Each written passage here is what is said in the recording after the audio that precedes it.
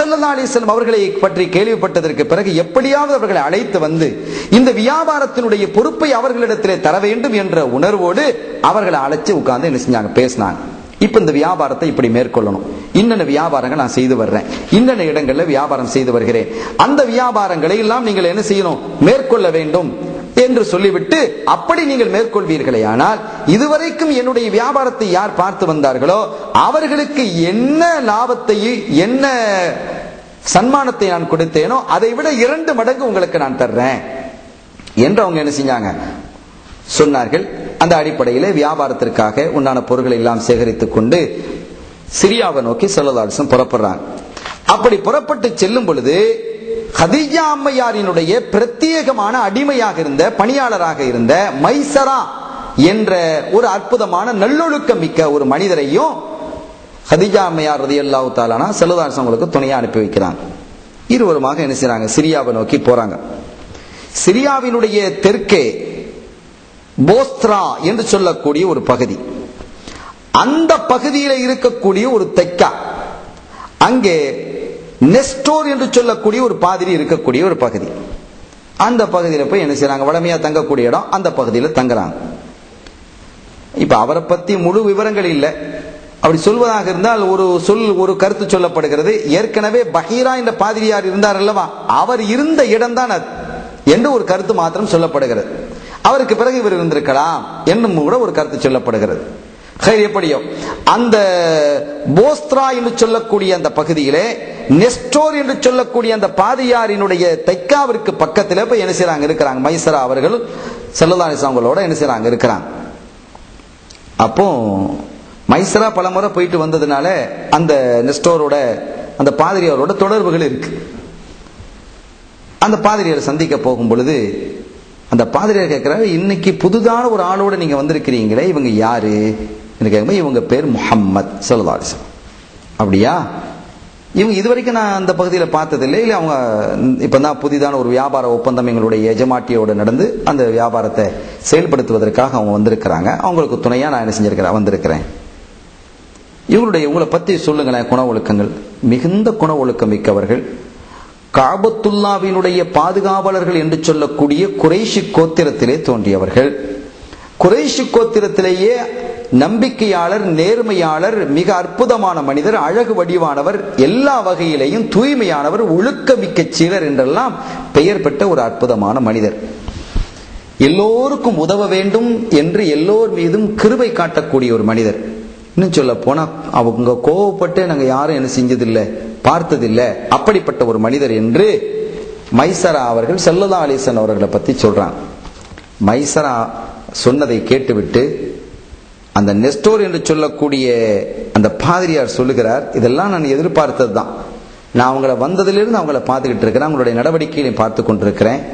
இப்ப நான் ஒரு முக்கியமான ஒரு செய்தி நான் உங்கள்கிட்ட சொல்லட்டுமா? சொல்லுங்க. ஏன்னா ஏற்கனவே பல முறை நாம் சந்தித்து, நாம் பல காலங்களாக பல வருடங்களாக நம்மிடத்திலே பழக்கம் இருப்பதால், நட்பு இருப்பதால் இந்த தகவலை நான் சொல்றேன். நம்ம கவனமாக நீங்க கேட்டுக்கணும். எந்த அளவுக்கு நீங்க இந்த சிரியாவிலிருந்து திரும்ப விரும்புகிறீர்களோ அந்த அளவுக்கு திரும்புங்க. இவங்க யார் என்று கேட்டால் இவங்க ஒரு இறை தூதர், அல்லாவின் தூதராக அல்லாவின் ரசூல் இவர்கள் என்பதை நான் உறுதி கூறுகிறேன். எங்களுடைய வேதங்களில் சொல்லப்பட்ட அத்துணை அடையாளங்களும் இவர்களுக்கு இருக்கிறது, அத்துணை அம்சங்களும் அத்துணை சிஃபத்துகளும் பண்புகளும் இவர்களிலே பொருந்தி இருக்கிறது. எனவே இவர்கள் ஒரு நபி என்பதை நீங்க உணர்ந்துக்கங்க, ரொம்ப கவனமா நடந்துக்கங்க. எந்த அளவுக்கு சீக்கிரமா நீங்க போங்க. கல்புல மைசருடைய கல்புல ஸல்லல்லாஹு அலைஹி வஸல்லம் அவர்களை மீது கொண்டிருந்த அன்பு அதிகரித்தது, கண்ணியம் அதிகரித்தது, மரியாதை அதிகரித்தது, பாசம் அதிகரித்தது.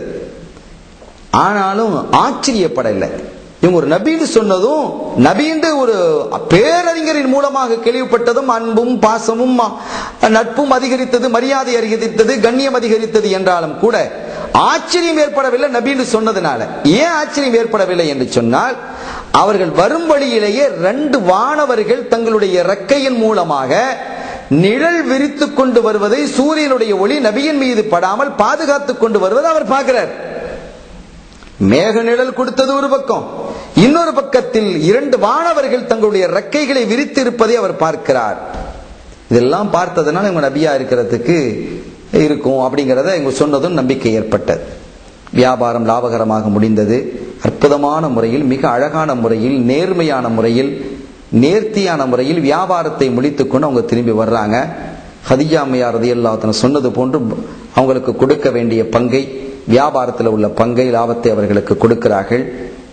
கொடுத்துவிட்டு எப்படி வியாபாரம் நடந்தது என்பதை பற்றி ரசூல் ஸல்லல்லாஹு அலைஹி வஸல்லம் கேட்கிறாங்க. வியாபாரத்தை எப்படி நடத்தினேன், எப்படி நடந்தது என்பதை எந்த ஒளிவு மறைவும் இல்லாமல் தெளிவா ரசூல் சொல்லி காட்டுறாங்க. ஏன்னா நபியே உண்மை, நபியே உண்மை, நபியினுடைய வார்த்தையும் உண்மை என்று இருப்பதின் காரணத்தினால் அந்த அடிப்படையில் எல்லா விஷயங்களையும் மிக அழகாக, அற்புதமாக, தெளிவாக ஸல்லல்லாஹு அலைஹி வஸல்லம் செய்றாங்க, எடுத்து சொல்றாங்க. இது அவங்கள ரொம்ப கவர்ந்தது. எந்த ஒரு பொறுப்பாளராக இருந்தவரும் கூட இந்த அளவுக்கு சொன்னதில்லை, விவரித்து சொன்னதில்லை. என்ன அவர்களுக்கு கொடுக்க வேண்டிய ஹக்குகளை எல்லாம் கொடுத்து அனுப்பிவிட்டு தன்னுடைய அடிமையாக இருந்த மைசராவிடத்துல கேட்கிறாங்க, எப்படிப்பா உன்னுடைய வியாபார பயணம், இந்த பயணம் எப்படி இருந்தது என்று சொன்ன மாத்திரத்தில் மைசரா சொன்னார், எத்தனையோ பயணங்களை நான் மேற்கொண்டிருக்கிறேன், வியாபார பயணங்கள், ஆனாலும் இப்படி ஒரு பயணத்தை நான் பார்த்ததில்லை, நடந்த விஷயங்கள் என்ன என்பதை எல்லாம் புட்டு புட்டாக வைக்கிறார். அந்த போஸ்டர் என்று போஸ்டராங்கிற இடத்துல அந்த நெஸ்டோர் என்று சொல்லியே அந்த பாதிரி சொன்ன விஷயங்களை சொன்னார். தான் பார்த்த மலக்குமார்களை பார்த்ததை சொன்னார், மலக்குமார்கள் நிழல் கொடுத்ததை சொன்னார், மேகம் நிழல் கொடுத்ததை சொன்னார். அதோடு அவர்களுடைய வியாபாரத்தில் இருந்த நாணயம் மிக அற்புதமாக இருந்தது. வியாபாரம் என்றால் இப்படித்தான் செய்ய வேண்டும் என்பதை இன்றுதான் நான் உணர்ந்து கொண்டேன். இத்துணை காலங்கள் எனக்கு அனுபவம் இருந்தாலும் கூட இந்த புதிதாக இவர்கள் வந்து எனக்கு அனுபவத்தை சொன்னது போன்று, அந்த ஒழுக்கத்தையும் வியாபார நெறிமுறைகளையும் சொன்னது போன்று எனக்கு இருந்தது. அவ்வளவு அழகாக எனக்கு வியாபாரத்தை கற்றுத் தந்தார்கள் என்றெல்லாம் மிக அற்புதமாக நபிகள் ஸல்லல்லாஹு அலைஹி வஸல்லம் அவர்களை பற்றி சொல்ல சொல்ல ஹதீஜா நாயர் ரலியல்லாஹு தஆலா அன்ஹா அவர்கள் மீது, அவருடைய ரசூல் ஸல்லல்லாஹு அலைஹி வஸல்லம் மீது கொண்டிருந்த அன்பு இன்னும் அதிகரிக்க ஆரம்பித்தது. அந்த அன்பினுடைய வெளிப்பாட்டில் அவர்கள் ஒரு முடிவுக்கு வந்தாங்க, ஏன் இவங்களை நாம கல்யாணம் முடித்துக் கொள்ளக்கூடாது? அவங்களுடைய வயசு கிட்டத்தட்ட 40 நெருங்குது. ஹதீஜா நாயகி ஏற்கனவே 2 கல்யாணங்கள் முடித்து விதவையாக ஆனவர்கள். அதோடு மாத்திரமல்லாமல் குழந்தையும் அவங்களுக்கு பிறந்திருக்குது.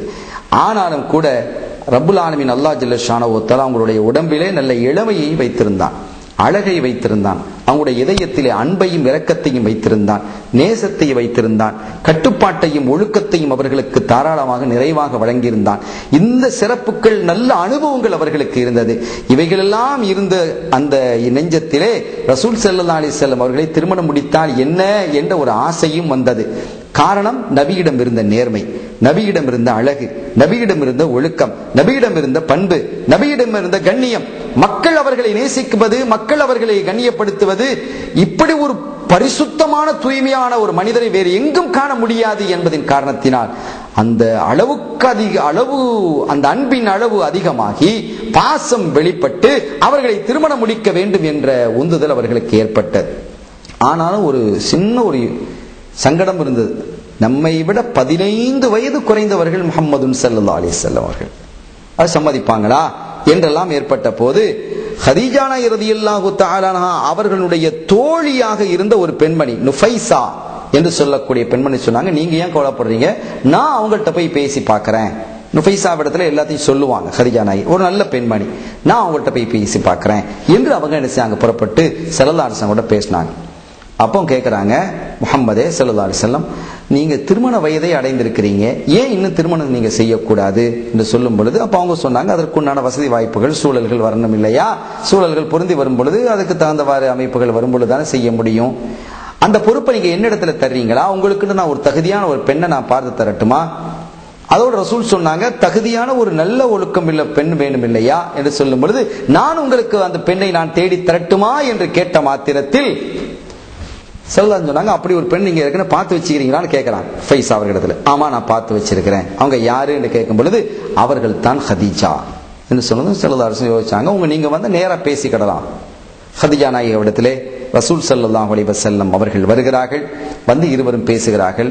அவங்க சொன்னாங்க, முஹம்மதே ஸல்லல்லாஹு அலைஹி வஸல்லம் அவர்களை பார்த்து, நான் உங்களை திருமணம் முடிப்பதற்கு முக்கிய காரணம் உங்களிடத்தில் இருந்த கண்ணியம், ஒழுக்கம், நேர்மை, கட்டுப்பாடு, எல்லா வகையிலும் இரக்கம் காட்டுவது, யாராக இருந்தாலும் அன்போடு நடப்பது, ஒரு கடிந்து பேசக்கூடிய ஒரு நாளும் கூட நான் கேட்காமல் இருந்தது உங்களிடமிருந்து. இப்படியெல்லாம் ஒரு அற்புதமான நிகழ்வை நான் பார்க்கிறேன். உங்களுடைய கல்விலே உங்களை பற்றிய உயர்வான எண்ணம் ஓங்கி நிற்கிறது. எனவே உங்களை திருமணம் முடிக்க வேண்டும் என்று ஆசைப்படுகிறேன் என்று சொன்னதும் அவங்க சொன்னாங்க, என்னுடைய விருப்பத்தை நான் என்னுடைய சிறிய தந்தையாகிய அபூ தாலிப் அவர்களிடம் நான் என்ன செய்யணும், சொல்லணும். அவர்கள் என்ன முடிவெடுக்கிறார்களோ அந்த முடிவுக்கு தான் நான் கட்டுப்பட வேண்டும் என்று சொல்லி ஸல்லல்லாஹு அலைஹி வஸல்லம் அவர்கள் தன்னுடைய முடிவை அபூ தாலிபிடம் சொல்ல, அபூ தாலிப் அவர்களும் அதை ஏற்றுக்கொள்கிறார்கள்.